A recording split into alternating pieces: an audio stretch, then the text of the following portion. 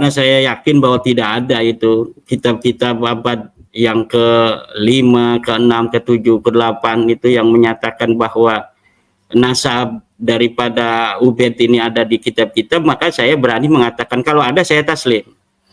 Nah, kemudian di dalam kitab Ar-Raddul Jali yang ditulis oleh Murtada Az-Zabidi abad ke-13 Hijriah, itu kan sebenarnya tidak ada di situ, tidak akan menjadi sebuah dalil bagi nasab Alawi, karena apa yang dikutip itu dari Ubaidillah juga hanya merupakan sebuah kutipan yang ketika diverifikasi kutipan itu tidak benar.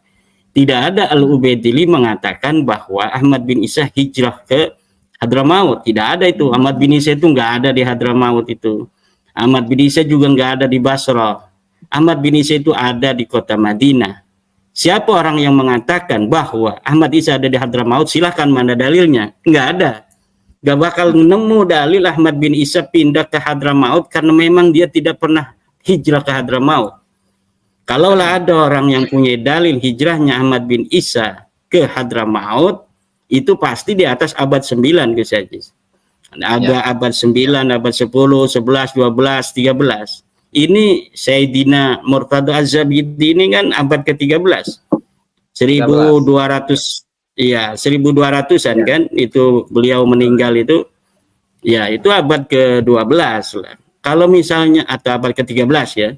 Kalau misalnya Murtada Az-Zabidi mengatakan bahwa Al-Ubaidillah menyatakan di sana ada hijrahnya Ahmad bin Isa, lah kita tidak boleh mentah-mentah untuk menerima. Itulah metodologi dalam penelitian sejarah.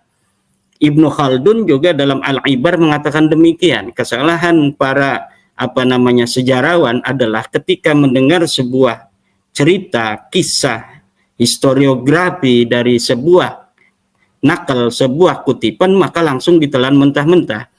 Kemudian sejarah itu kemudian setiap masa bergeser menjauhi hakikat sejarah itu sendiri. Maka di dalam metodologi ilmu sejarah itu dari zaman Ibnu Khaldun, zaman Al-Zahabi, itu bagaimana mereka itu menekankan untuk mencari benar atau tidaknya sebuah berita di masa lalu, maka harus dikonfirmasi oleh kitab yang satu masa, kitab sezaman, atau kitab yang mendekatinya. Apabila kita tidak menemukan kitab yang sezaman, maka kitab yang terdekat untuk dijadikan sebagai dalil dan pegangan. Sedangkan nasab Alawi ini yang terdekat adalah yang bisa kita terima dari semua anak-anak Ahmad bin Isa adalah kitab As-Sajarah Al-Mubarakah, yang di situ menyatakan dengan hasr bahwa anaknya hanya 3, yaitu Muhammad, Ali, dan Husain. Tidak ada kitab yang lebih dekat dari As-Sajarah Mubarakah yang menyatakan seluruh anak-anak Ahmad bin Isa.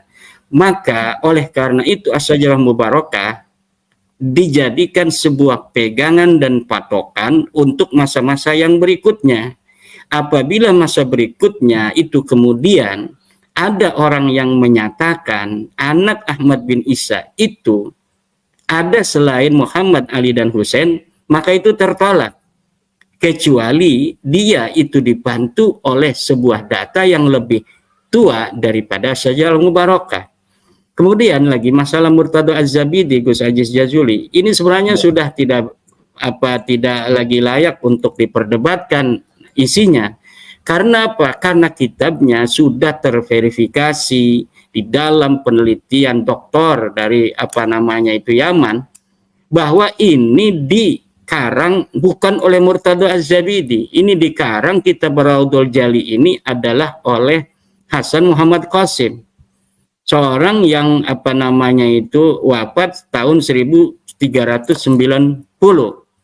Ya, sekitar 50 tahun yang lalu itu beliau wafat. Oleh karena itu, ketika ini sudah terverifikasi ditulis oleh Hasan Muhammad Qasim dari sebuah manuskrip yang tidak bisa dibuktikan, ini menandakan bahwa memang dia yang merekayasa, yang memaudhu daripada kitab Ar-Raddul Jali. Dan sebuah kesimpulan bahwa dia ini adalah orang yang memalsukan manuskrip itu dikuatkan oleh bahwa dia selain menulis tentang kitab Ardul Jali ini, juga menulis kitab Az-Zainabat itu yang telah terbukti juga palsu. Ya, jadi bukan hanya satu kali kejadian insidennya, 2 kali Hasan Muhammad Qasim ini membuat manuskrip palsu. Ya, jadi Murtado Az-Zabidi sudah tidak bisa lagi kitab Ardul Jali ini dijadikan pegangan, apalagi walaupun Murtado Az-Zabidi ini adalah ulama besar, ya kan, juga sebagai seorang muhaddisin. Sebenarnya kita bisa meneliti, Gus Aziz, tentang Murtado Az-Zabidi, di mana Murtado Az-Zabidi di dalam kitabnya itu yang disebut oleh Mas Rumel itu tentang sanad-sanad hadisnya itu, di sana dia menyebutkan nama Ali bin Jadid. Nah, di dalam dia menyebut Ali bin Jadid, dia tidak menyatakan bahwa Ali bin Jadid ini saudara daripada keluarga Abdurrahman Segaf.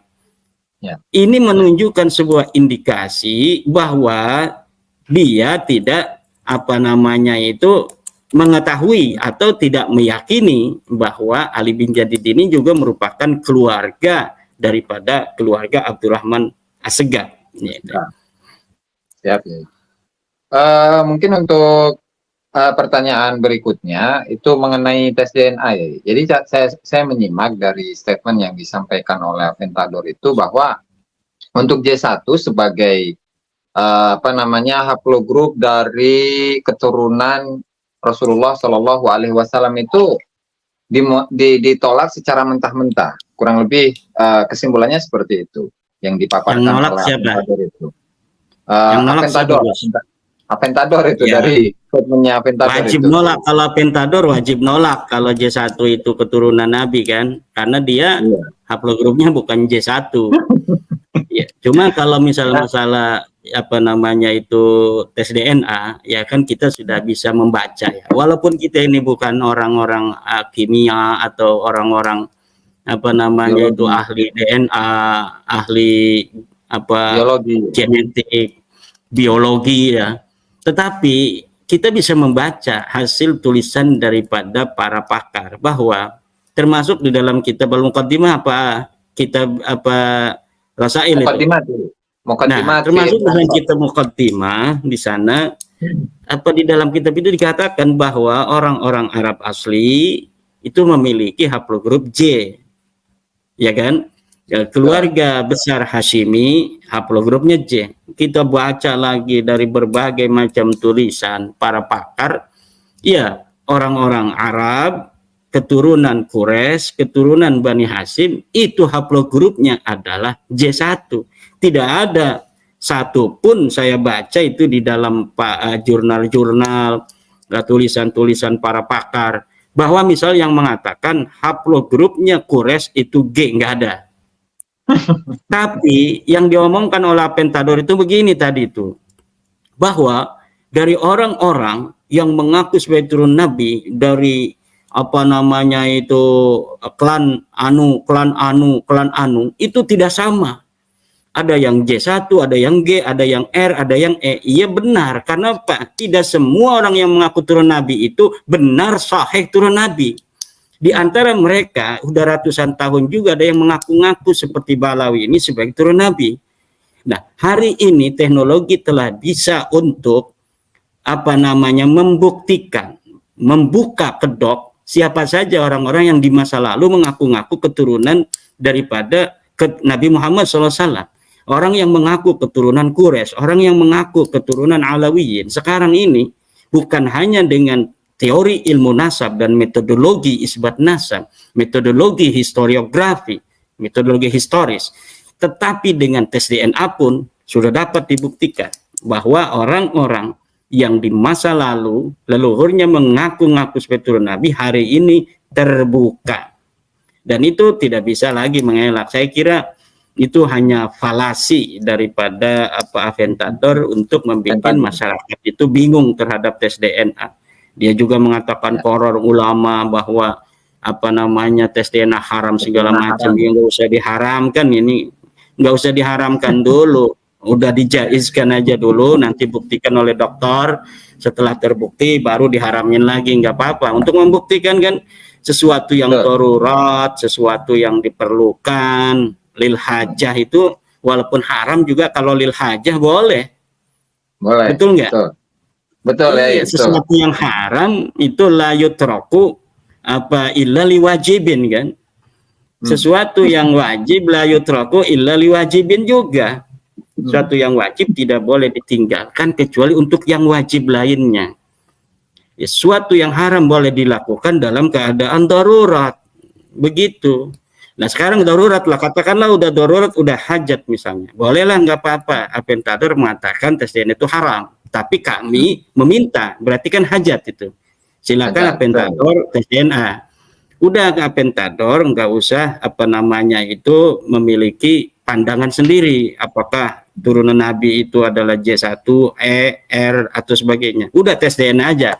Nanti yang menentukan adalah para pakar.